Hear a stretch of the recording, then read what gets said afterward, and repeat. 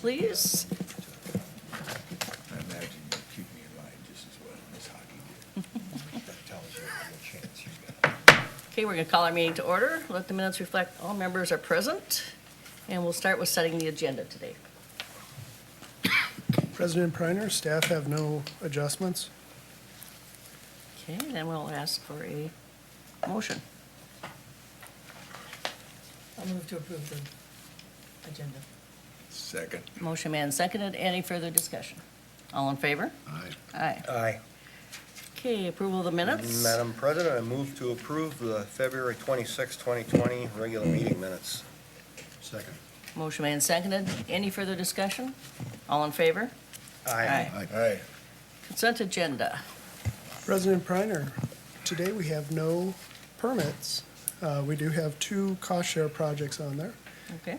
so we're certainly welcome to entertain any questions you may have. Okay, any questions on the cost share? If not, we'll go ahead with a motion.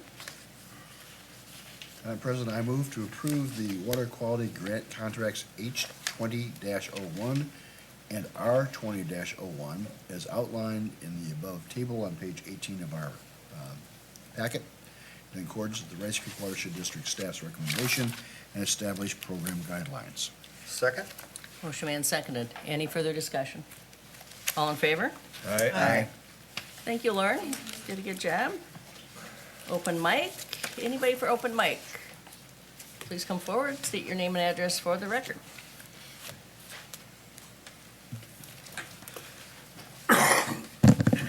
Hi. My speech is in the last page, so if I flub it, you got it. I'm Wayne LeBlanc, 1677 Peltier Lake Drive, Centerville.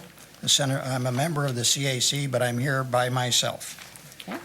3 minutes is not much time, but I read this in 3 minutes before. I'll try. I'll let you read the submitted material. Hopefully you'll pique your interest for further detail in that. I'm here to address a concern about the direction of the CAC. Rice Creek is facing a fork in the road. Either you can go open or closed. Either you can, number one, support a free, open, and transparent CAC so people can freely communicate with each other. Communication to and from the public should be open and free, so the CAC might broaden its reach and inform the board what might really be going on in communities, and not bound by meeting law. In some ways, the CAC has more power to meet and collaborate and lots of things. Or, as the direction seems headed, you can limit communication, install censorship on topics, shut down talk on anything but the rules of the RCWD, arbitrarily chastise anyone who breaks the communication rules, and this is what I fear is happening. The root cause, I think, is misunderstandings of the procedures, and we're currently operating under the procedures adopted February 27th, 2013, which appear on the website, which I captured and then updated. On September 2018, I submitted proposed new operating procedures. They've been redone again, and now we have another version with a lot of changes, and we just need to get this done. There's statutes, which I've also put in the operating procedures, straight from the 103D statutes. So I've added that in there, which has more than what has ever really been in there before. So you couldn't find at any price a more dedicated or enthusiastic supporter of the Rice Creek Watershed District than me. I've been active for 30 years. I think I've been here longer maybe than Teresa. I've included the proposed CAC procedures document with updates from the February 27th, 2013 version, so you can clearly see what the changes are from what we're operating under to what we should be operating under. And I put it in Microsoft Word with updates and comments so you see the red and all of that, and it's the last thing in your document. It's a bit small print, but I'll send all this electronically so you can get it all. So I ask that all this written material be entered into the minutes. Thank you. Thank you, Wayne. I think what we'll do is take this into consideration. I would like to bring this whole issue back to a workshop and discuss the individual issues that are being asked about. And then we'll take it from there. If we need to rethink it, we certainly can. My last page has contact information if you want to send me something, questions or anything. Okay, I'm here. Thank you. okay. Thank you, Wayne. Madam President, I don't disagree with you. I have a question here for Manager Mike down there in the end. Yeah. No. And actually, involves Lewis. So this is a lot of language change back and forth here. I haven't read it yet. I imagine you haven't either. I have not. Do you think it's worthwhile having Lewis take a look at it too? Well, Or certainly. is it early for that? It may be early for that, but, you know, I like lawyers. Well, that's why I asked you. Yeah. you know. Well, then let me put a hold on this. No more lawyers.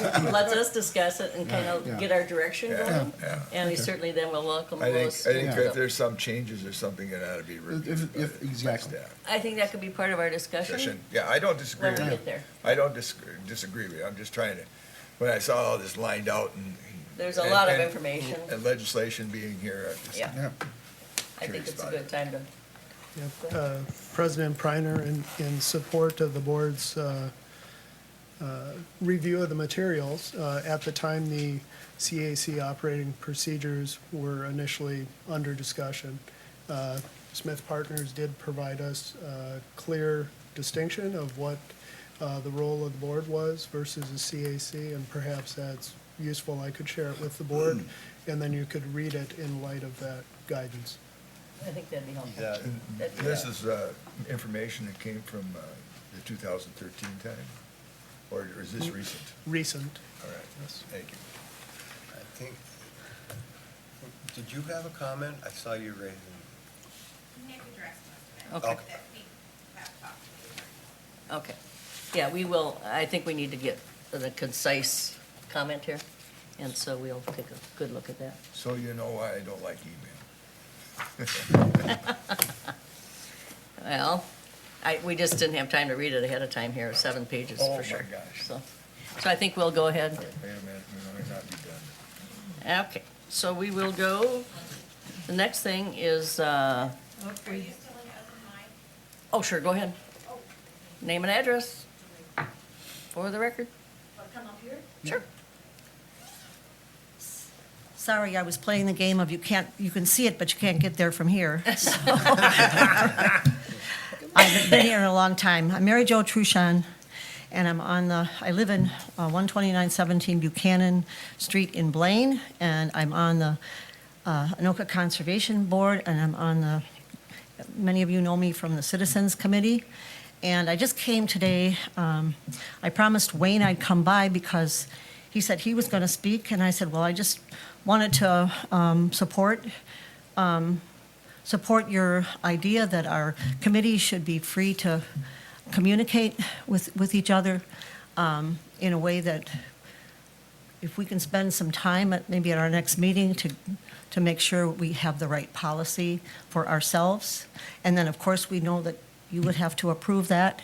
So I'm speaking on those lines. And also that I can't imagine in my wildest dreams that Wayne LeBlanc would be on a personal cause or vendetta. And what he's done for the district and for the lake he lives on, I met him first of all when I used to work for many years as an interpretive naturalist for Anoka County Parks at Wargo Nature Center. I did artwork and teaching for them and outreach to schools. And we'd cross paths when he was doing the heron counts, and in many ways he was interested in helping that lake. So that's why I'm here. If you have any questions for me, I'm happy to answer. And I see some familiar faces. Mary Jo, I Go just ahead. want to comment that Wayne did give us his comments, and we said that we're going to go to one of our regular work meetings and try to get through the details of this. I know it's It's a little bit confusing. complicated, yeah. I think there's just been a lot of changes. And I'm usually way on time for the meeting, and I came in, we had to pick up a granddaughter who was in an after-school activity and couldn't get home. So it made me just late enough that the whole discussion had started. Right. And our chair wasn't there. And of course, our friend Marcy was here. And so I just think there was a lot of confusion. We're very happy with the support of the staff. You have a wonderful staff. I think this is one of the best watershed districts in the United States, if there even is such an establishment all over. But I brag about this board all over the place. I think you've got a professional, forward-looking board, and I've been honored to be on the CAC. And I think that John Waller remembers when you could scrape together 4 people who would come to the CAC meetings regularly. So we've come a great long way, and I just hope we can be open and transparent and we're there for people to talk to us and for us to make recommendations to this board. And whatever you do, I know you do in the best interest. So that's all I had to say. I appreciate your comments, Thank Mary you Jo. for letting me Thank you for coming. Thank you, talk. Madam President. I want After searching so hard, I should come more often. to, Mary Jo, thank you for coming. Thank you all for what you do. And I want to point out Mary Jo is a very long-time member of that board. Yep. Yes. She's correct that oftentimes we had to wait for Mary Jo to come in order to have a quorum get to the start the quorum. meeting. And she was not very seldom ever late. I'd also point out Wayne LeBlanc has been a longtime member of that board. He's been very active in the Centerville area. And so I'm glad you came here to add weight to this issue. And I think it's, I know with your we'll sort it appearance, it makes me think it's a little more serious than I first looked at it. So thank you. for We'll sort coming. it out. Thanks for giving us the great staff members to work with. So have a good day. Thank If I can find my way home. There you go.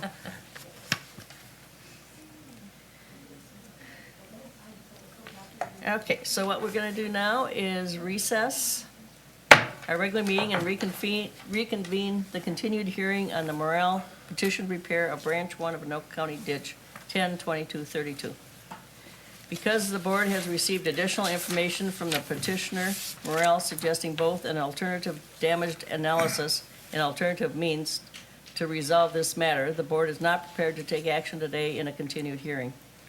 Rather, I would entertain a motion to further continue the hearing to a date and location certain, preferably the board's regular meeting on March 25th, at which continued hearing we will consider findings and in order to complete the proceedings. Madam President, I'd move that the hearing be further continued to the board's regular meeting on March 25, 2020 at 9 a.m.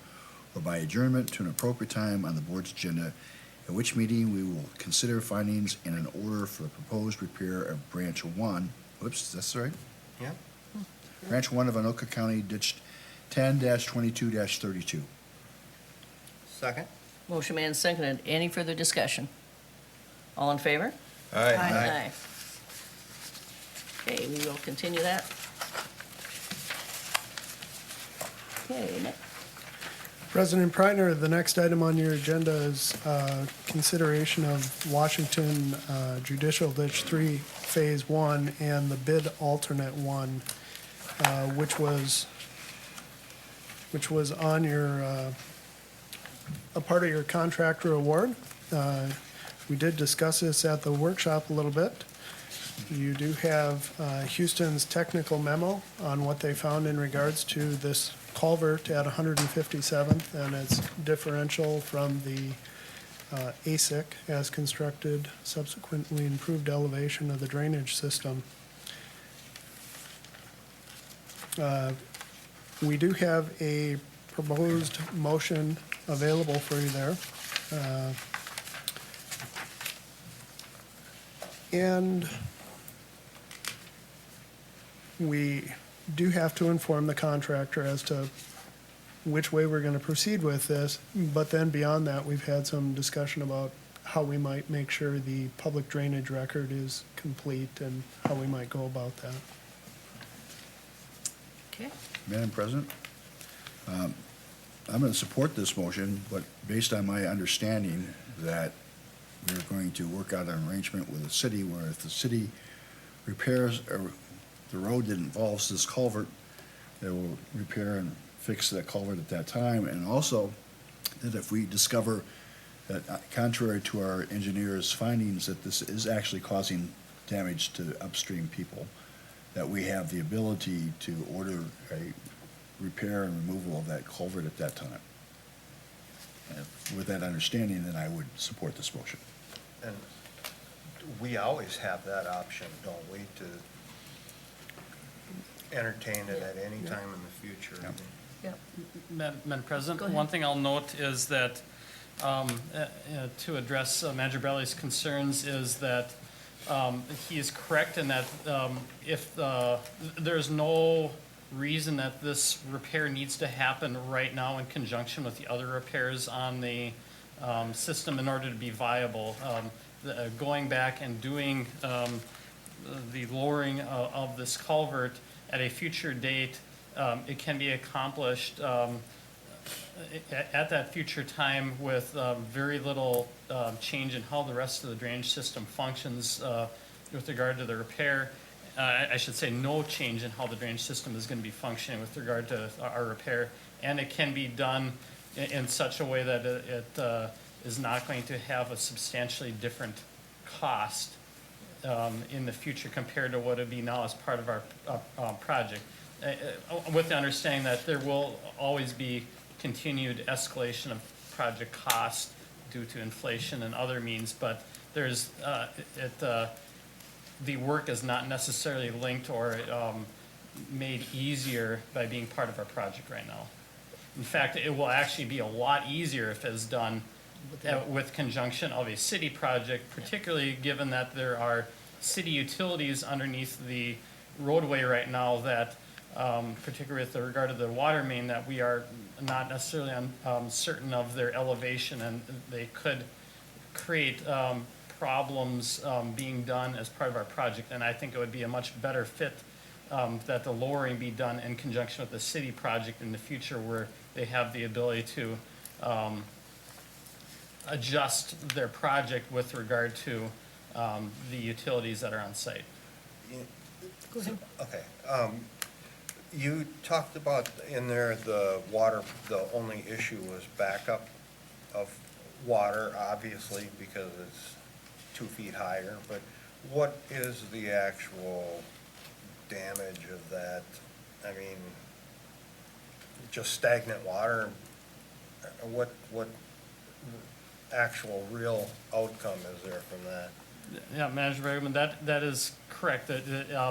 The culvert that is upstream from this one is actually higher than this culvert, even though the culvert in question is 2 feet higher than the ditch bottom. So there's a fair amount of slope in the ditch at this location. There aren't any other culverts coming into the drainage system that are relying upon a lower elevation for this culvert that is at 157th Street. So again, the only thing that will be resulting leaving this culvert higher is you will have some stagnant water sitting in the bottom of the ditch, but it's not going to cause a lack of capacity or function for any other facilities upstream. Thank you. So, Madam President, I'll second this motion for discussion period purposes. Go ahead. First of all, I have done some research after reading this memo.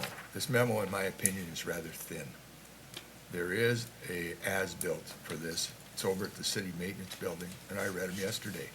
So there's more than just a water main that's involved here. There's a gravity flow sewer.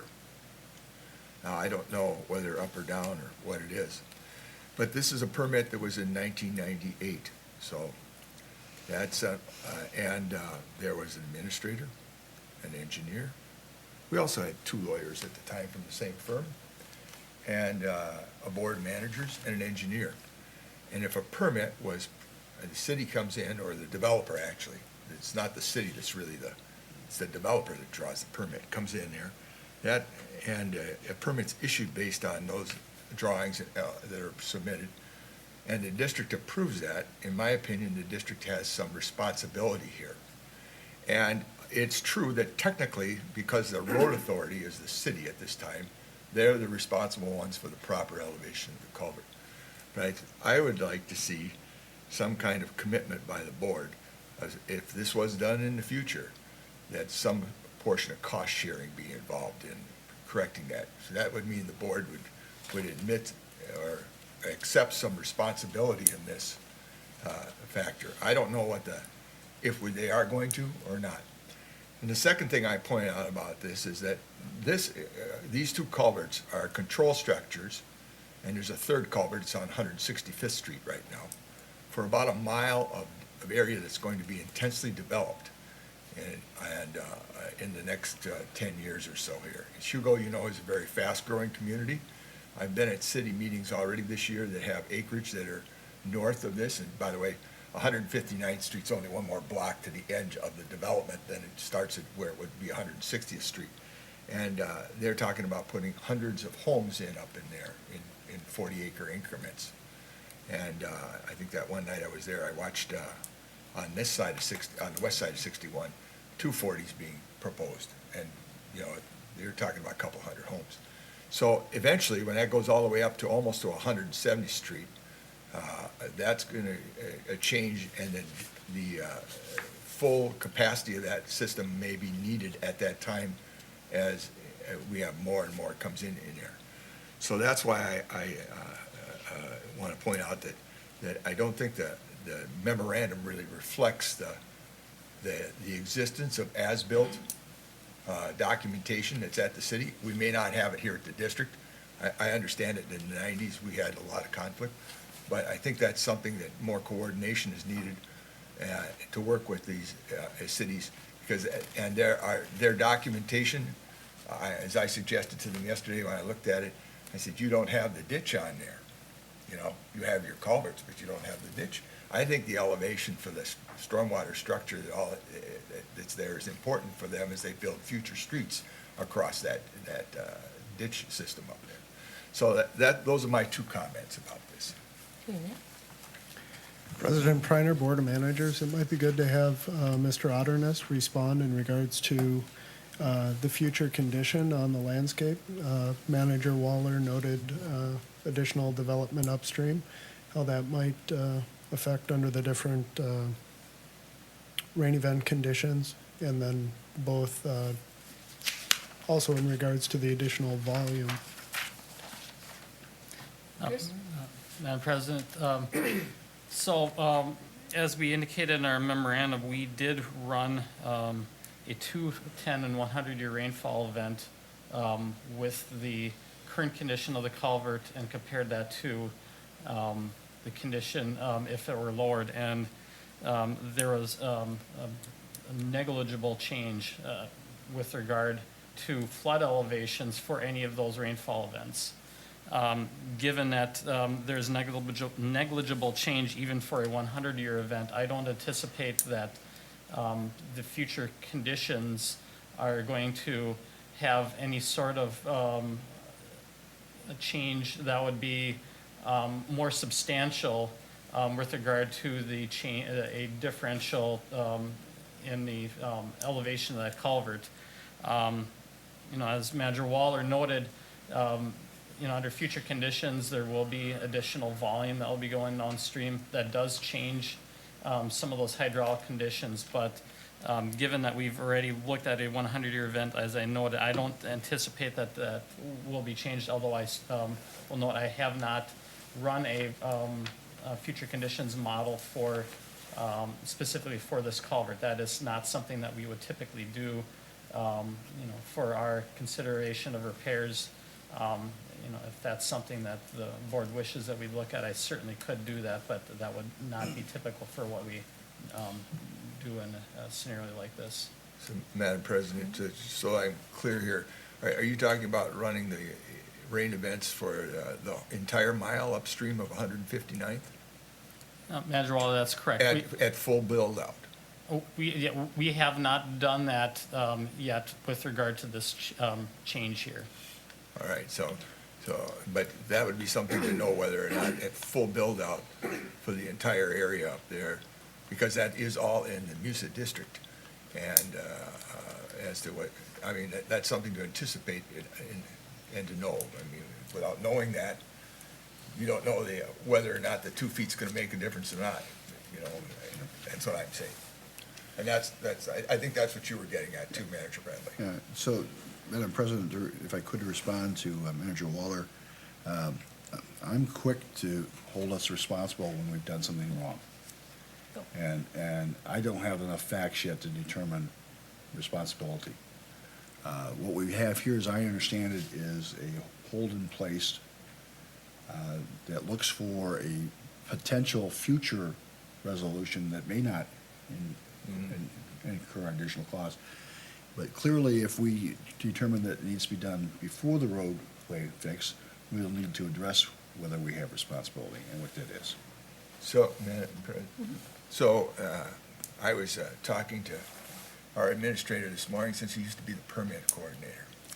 And I asked Nick if we still get the as-bills, when do we start that? He says, he didn't remember exactly the date, but he was saying it was somewhere around 2008. That's a pretty important thing, that we started taking a look at what the bottom of the ditch is, and having an as-built coordinated with it for issuing the permit. Because if it went through our system today, I believe, and you correct me here if I'm incorrect, Nick, that the permit coordinator, the first thing he'd say is, okay, you're gonna put this in, here's the bottom of the ditch, and how are your utilities going to work in regards to the bottom of this ditch? Now, one of the things that I made a suggestion to yesterday, and I'll follow that up by talking to some higher authority than who I was talking to yesterday, is that Hugo, because they are their own permit coordinator, that those ASIC, or as I call it, the profile, the proper profile, be included in their records, so that when they come up with their computer, they can see that right away. And so as we build the future streets in JD2 and JD3, that this doesn't happen again and we don't create another mini morale situation. Nick? President Pryor, Board of Managers, if I'm not mistaken, at the time of this road and the culvert, the ASIC was unknown. I'm looking for Chris to nod if, yeah, okay, that is correct. So we didn't know, to the comments of Manager Bradley and Manager Waller, we have a responsibility there when people want to do something that would be under our authority or affect our obligations of the public drainage system. We should know darn well what the elevation is. We didn't at that time for whatever reason. Beyond that, Manager Waller is correct about the permit program. We do require the utilities and such to be at least 5 feet below the profile that we know. That accounts for construction variations, if you will, and we look for as-built condition to demonstrate that. And so we can then go about our work and the utilities can function. I'll just note that sometimes with gravity sewer systems and such, that does elevate costs because they may involve a lift station or that kind of thing. So pre-planning and communication to our municipalities about the known elevations of our system is obviously very important. I did have one more point, which is escaping me, but if it comes Madam back. President, let me give him the opportunity to think about that again, because I'm going to push back a wee bit on your point, Nick.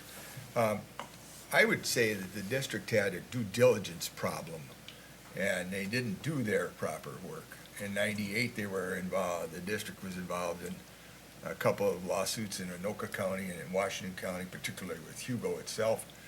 And these records that we use for JD3, which were reconstructed in 1959, were available to the district. They could have gone down to the county and picked them up anytime they wanted to. How do I know that? Because I went down to the county and asked the county commissioner to ask the recorder's office to turn them up, and they did. So that's how I understand that. And so I think that the district at times has failed to do its due diligence, and that's an issue to be resolved in the future. I don't disagree with you there about that, but I would point out that those records were available, and that's and not only just for, by the way, it wasn't just Washington County. We later on, after we found Washington's, looked in the Anoka County courthouse and found them over there too. So it wasn't just one thing. But I think that's just to clear the record a little bit. I don't take any issue with you. Yeah, and just So- something I'd like to say, yes, whatever happened in 1998, but what we have to look at here is what is our future? And what can we do differently, or what do we have to add to this? And I think, John, you brought up some points, we need to look back a little bit. Nick, you had a comment?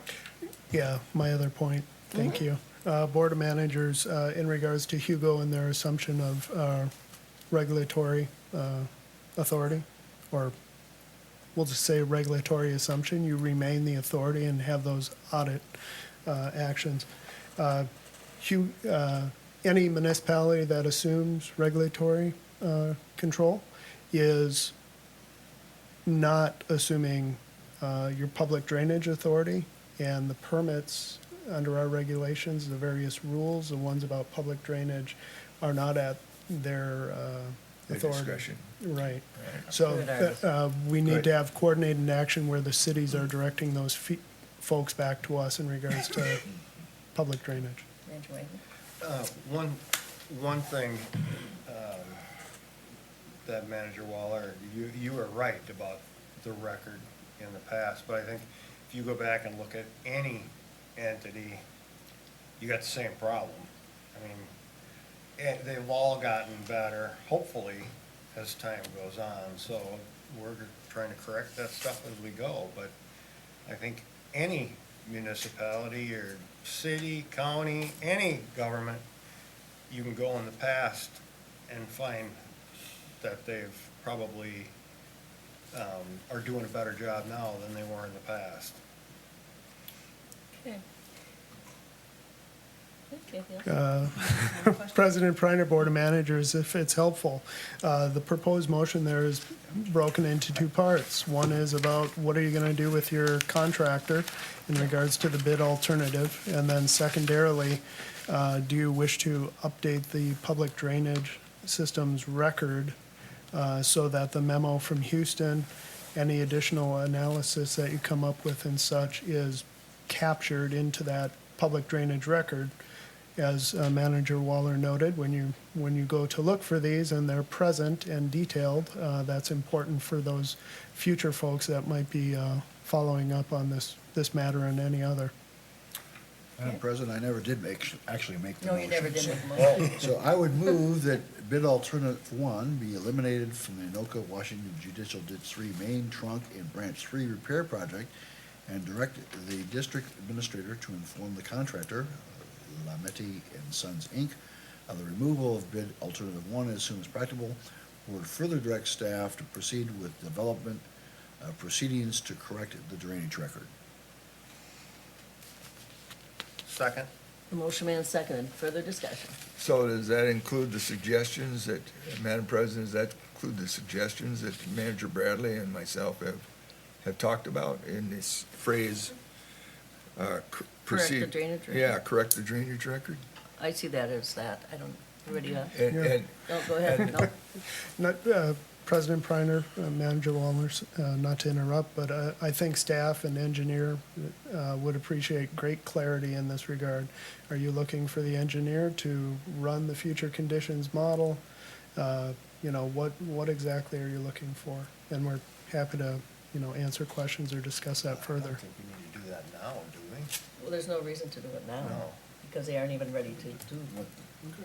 My other conditions were meant to be background based on discussions from the workshop. We get that discussion in this record today. I don't think they need to be part of the record. That's just how the system will work. That if they do road repair, it gives us an opportunity to move the culvert without additional cost, without incurring the separate cost. We can work it at that time. And to the extent there is additional cost, we can, as Manager Wallace suggests, review responsibility for those costs at that time. Yep.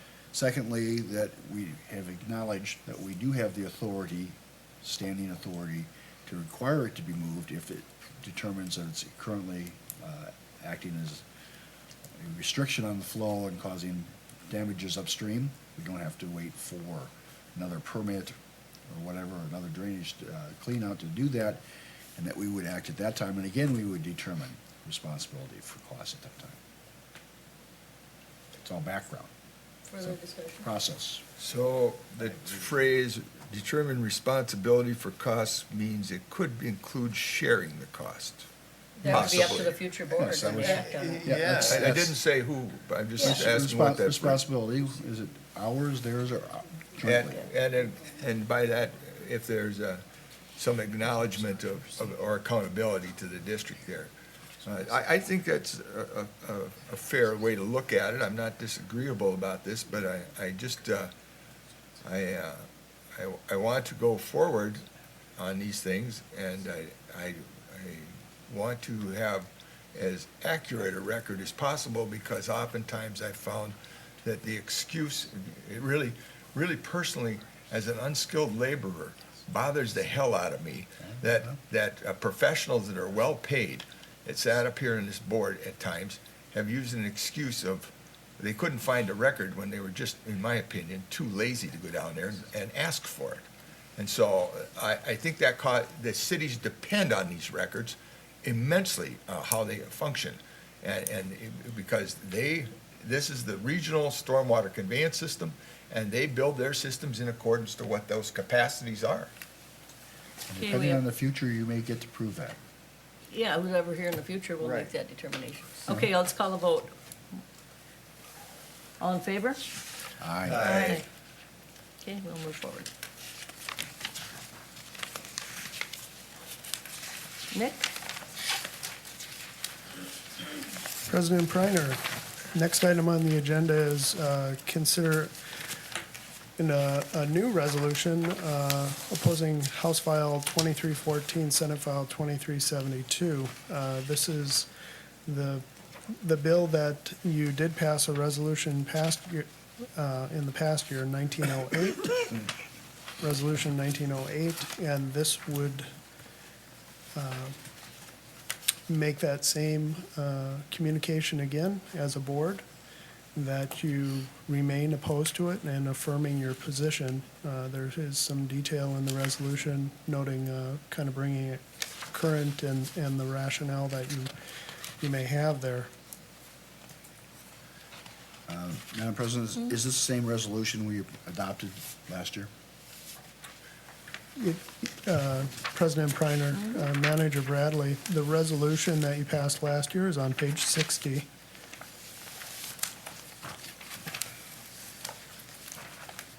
And then on page 58 is the proposed resolution for this year, which affirms the previous years and gives some bulleted points as to why the board is contemplating this.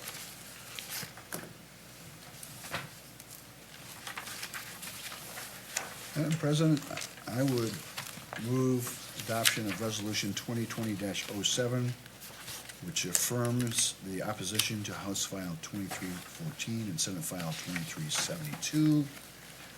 The Rice Creek, I guess that's it, the Rice Creek Watershed District Board of Managers affirms Resolution 2019-08 and its opposition to House File 2013-14 and Senate File 2372.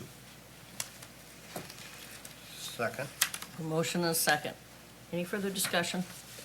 Madam President, I'll be voting against this resolution. I believe that this legislation could have been taken care of this year during the 10-year plan. And both the county and the cities asked that the dollars be or distributed so that we didn't come into any more situations like what we just discussed a few moments ago, or ditch number 57, or such like this. And in the coming years, because of the greater increase of urbanization in these areas, there's going to be greater need for designated and certainty of funding to clean out the stormwater, the ponds, the ditches, different things that are necessary. And so in that case, like I said, this could have been taken care of in the plan. The answers to the cities and the county, in my opinion, did not contain any substantial changes that were offered. And so I think there's still a need for the legislation. Okay, so this will be a roll call. Waller, nay? Correct. Wynant? Thank you. Yay. Bradley? Yay. Wagaman? Yes. Kreiner, yes. Motion passes. President Reiner. Next item on the agenda is some additional legislative positions. We did discuss these at the workshop.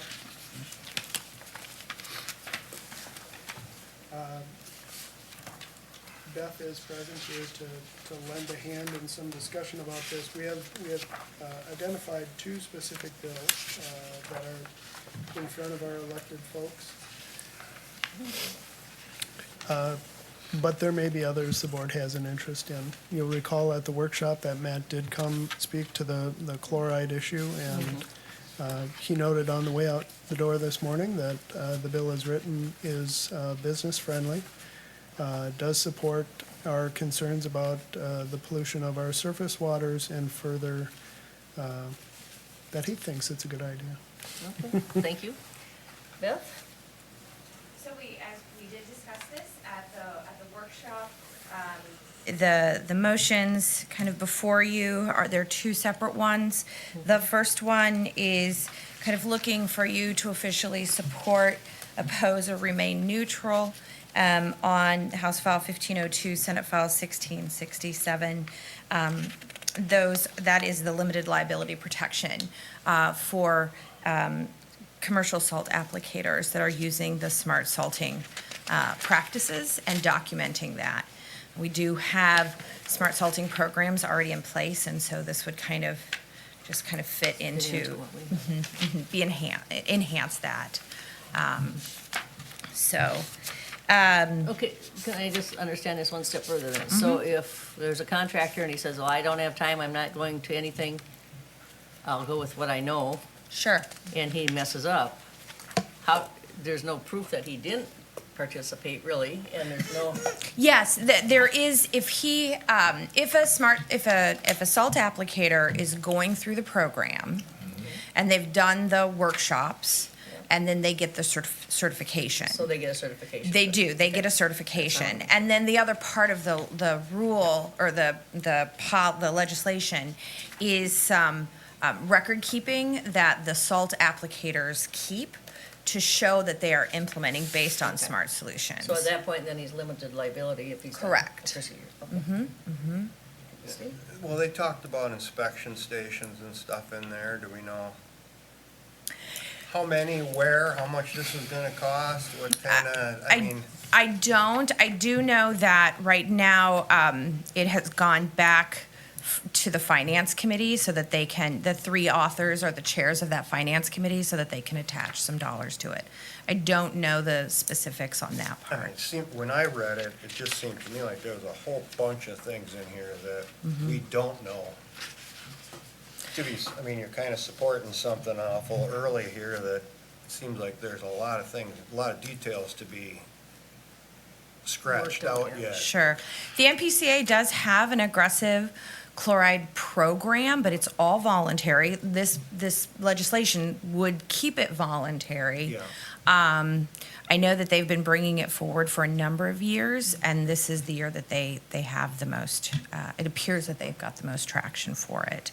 I think what they don't want to do is throw the baby out with the bathwater.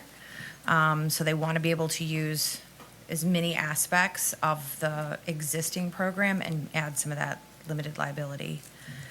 They've got a small staff right now. I know they'd probably have to increase that a little bit, but Yeah, some of the details we don't know. But, I mean, I guess I just don't understand it well enough to know if there's small changes or, so you're saying you don't expect major,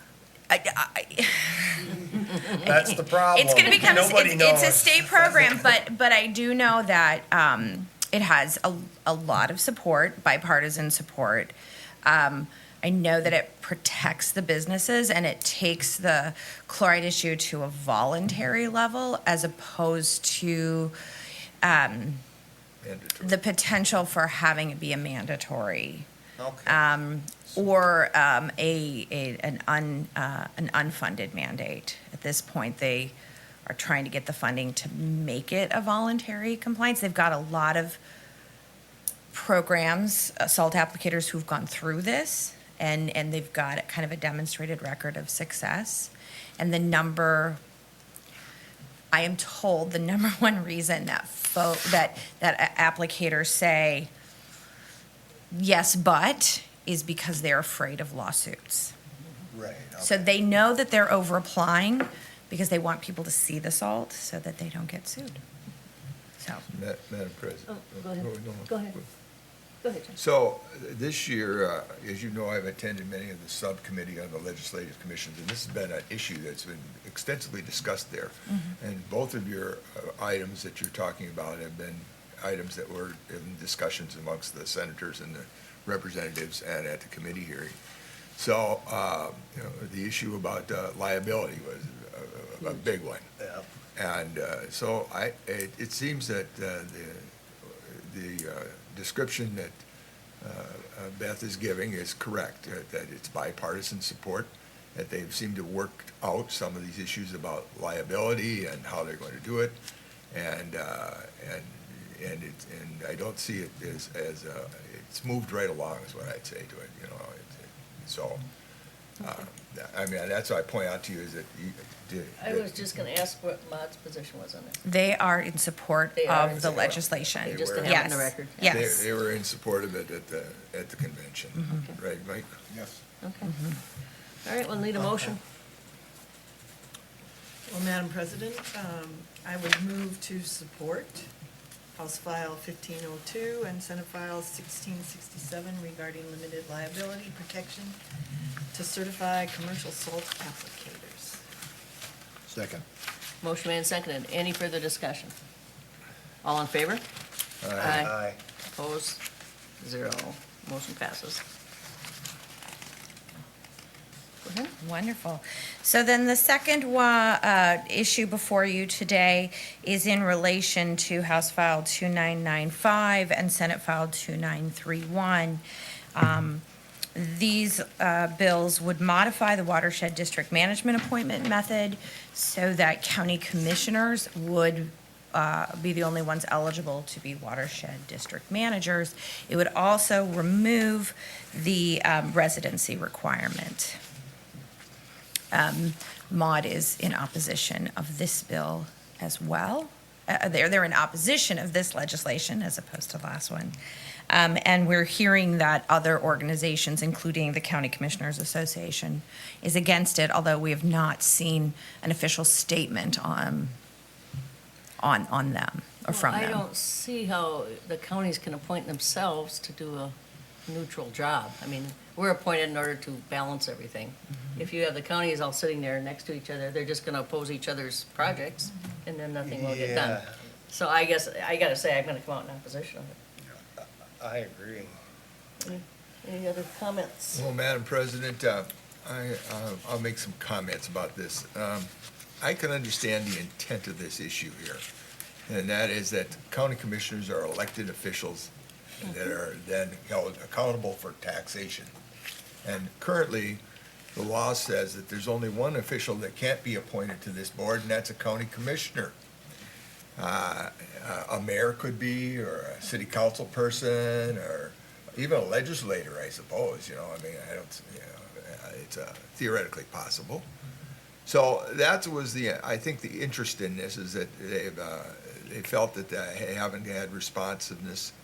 And, you know, here on the board, it's not just that we're not elected, it's also there's no every 10 years we don't redistrict here. by population. The board here is based on taxation valuation of the portion of the county that's in the district, and that makes up per representation. So if you're looking at this from a political science point of view, a government study point of view, this is a form of government that really isn't the same as the rest of our governments are. You know, they're generally elected. It's very unusual that we have an authoritarianist taxation program of centralization. And so I can sympathize with their interests here. I don't know that that would solve the problem, the county commissioners. Yeah, I don't see that. Because I don't see the problem as representation. I see it on the fact that there isn't certainty in funding for the particular taxpayers that paid the money in. That's what, and so that's what, that issue is resolved in the cities, because if you have a portion of your city that doesn't feel they are getting appropriate taxation, they can vote those persons out in the 4-year period, and every 10 years you redistrict this, you know, as to by population. So I sympathize very strongly with the intent of this, but I don't know that this is the correct mechanism to accomplish that goal of taxation with representation. If it would go to something like that, then in the counties take over, then they should eliminate the watersheds. Yeah. And each county should be responsible for their own water. Another thing is I think taking away the requirement of having to live in the watershed is a huge mistake. I mean, you can have representation by somebody who has no clue whatsoever what's going on in our watershed, and I think that's a bad policy. Well, Madam President, just to add to the conversation here, I would say that in our watershed, and I can't speak for others because I'm not familiar with how they go, but in ours, the primary thing we do here is run the stormwater conveyance systems, which is made up of a system that used to be run by county commissioners. And they often had joint boards. And in those days, the county commissioner from a district may not have actually lived within the watershed itself. So that's just a point here about it. And I don't disagree with you, Madam President, about eliminating the watershed district and going back to the county. If that's what's chosen by the legislatures, they can do that. Yeah. Yeah. Yeah. All right, we'll need a motion. Okay. Now you can move. I guess I'll move it, yeah. I'll move to, I think we should oppose it. I think that's what the board wants to do here. I personally think you ought to remain neutral on it, but neutral or opposition are about the same.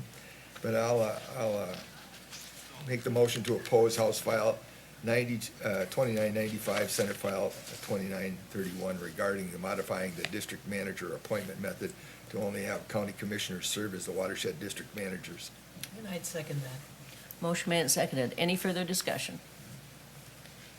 All in favor? Aye. President Bernard? I'll note that within the packet on page 74, there was one more bill that isn't associated with a motion on the memo, but those motions are rather simplistic. And this has to do with recording meetings, specifically here it says closed meetings, and perhaps Louis could speak to that a little bit. I'll note, and looking at Teresa here for her attention, I understand our current preservation of the recording is only 1 year that we do it? 1 year, and this speaks to 3 years. I don't know that that's burdensome, but I thought I'd point it out.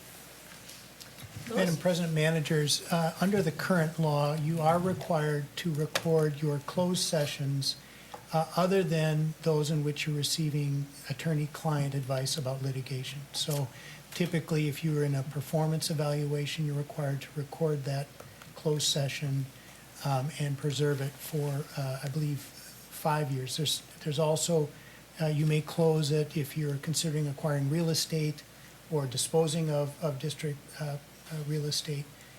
similar requirement. So this first part of the law recognizes that that's already covered, and it's not changing law about that. So it applies more to your open meetings. This would apply both to your formal business meetings here, would require that they be recorded and kept for 3 years, as well as your workshop meetings. And I would say the general practice now is for city councils, county boards, may typically do a video recording to provide cable access to the meetings, but they're not preserved for a large amount of time. Smaller government bodies, cities or towns may do a tape recording of their meeting to assist in the preparation of minutes, and then typically would dispose of the recording after that. So this would be a new requirement that would, for your purposes, require you to record all of your meetings, both workshop and regular business meetings, and would require you to keep those recordings for 3 years. Comments? Oh, Madam President, I don't have any problem supporting this. If you want a motion for it, we could support this legislation, or we could remain neutral on it. I'm kind of neutral. President Priner, Board of Managers, it is helpful for staff to know if you do have a position. Neutral is obviously fine. When we engage our elected officials to know where the board stands, if it has a position, is obviously helpful. We do have communications with them. Madam President, this doesn't really change our practice other than they accelerate 3 years instead of 1 year. And frankly, I can't imagine a need for a 3-year. So neutral is fine, but if they want to do 3 years, we just have to buy more tapes. That's true. So, I mean, I think neutral is a great place to be. Is that your Yep. motion? That would be my motion. Second. Motion made and seconded. Any further discussion? All in favor? Aye. Aye. Hey, aye.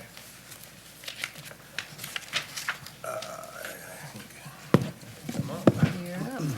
Thank you guys Madam very much. Thank you, President? Beth. I move to approve the check register dated March 11th, 2020, in the amount of $41,080.77, prepared by Redpath and Company. Second. Motion made and seconded. Any further discussion? All in favor? Aye. Aye. Okay, engineer update timeline. Anything new, Chris? Madam President, one thing I'll note is that we did receive bids back for the Bald Eagle Lake Iron Enhanced Sand Filter Project. Okay. Those were received last Thursday. We will be bringing that back to you for your consideration at the March 25th meeting. And I'll just note that the low bidder did come in under the engineer's estimate for the project, so it was good news. That's good news. Yes, it is. Manager's update. Manager Bradley. Nothing. Manager Wagman. Nothing? Manager Wyatt. Glad to be back tomorrow night at the Ramsey County Library. Commissioner Nicole Freckman is hosting a meeting about flooding in North Ramsey. I understand you're going to be doing a presentation, Nick? Manager Winan, that is correct. I'm a portion of a much larger proceedings, but yes. Yes. So I'll be in attendance to that, I'm sure. As will I, so if there's going to be a third, you'll need to give a notice.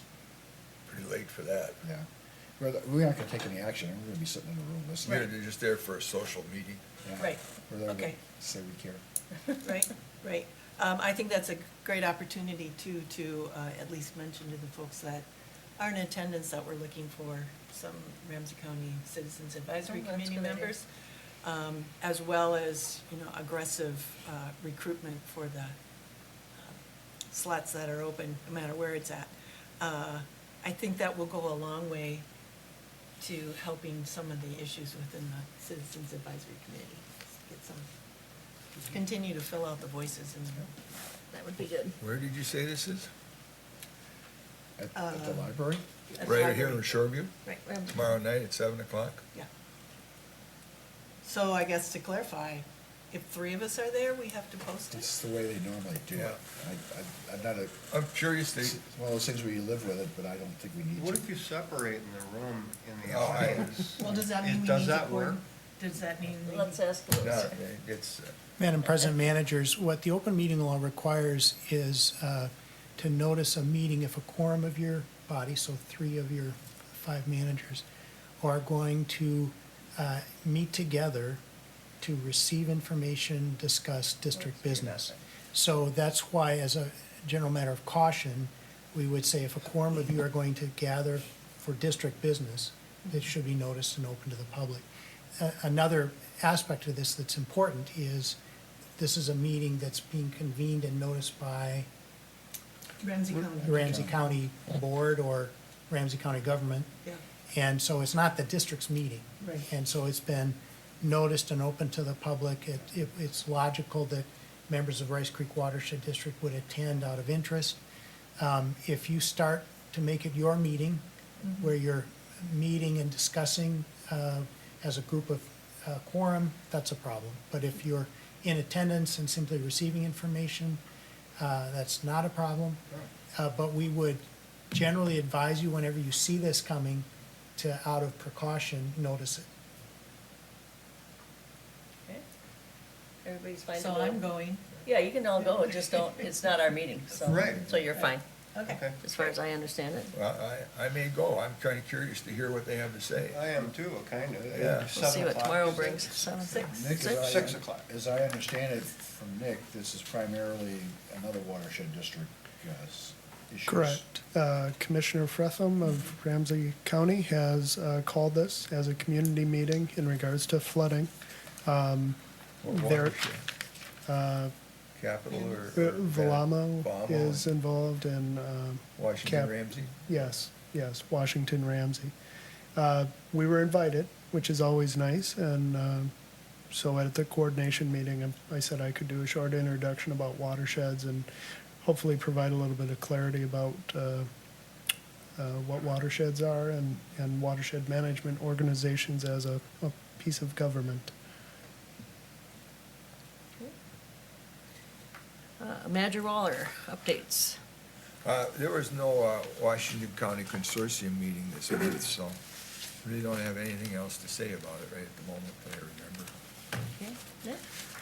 President Preiner, Board of Managers, then from our workshop, Ramsey County Ditch 4, we had discussed the drainage system record public hearing. We were able to secure the Roseville City Council chambers for that. The date is April 6th, which is your workshop day. It's at 7 p.m. Again, that's at Roseville City Council Chambers, 2660 Civic Center Drive, Roseville, and we can provide that, yeah. Okay. Additionally, I'll just, a reminder that on March 27th, that's a Friday, we have our board retreat over here at the library. Okay, anything else? If not, I'll have a motion to adjourn. Move to adjourn. Second. Motion made and seconded, all in favor? Aye. Aye.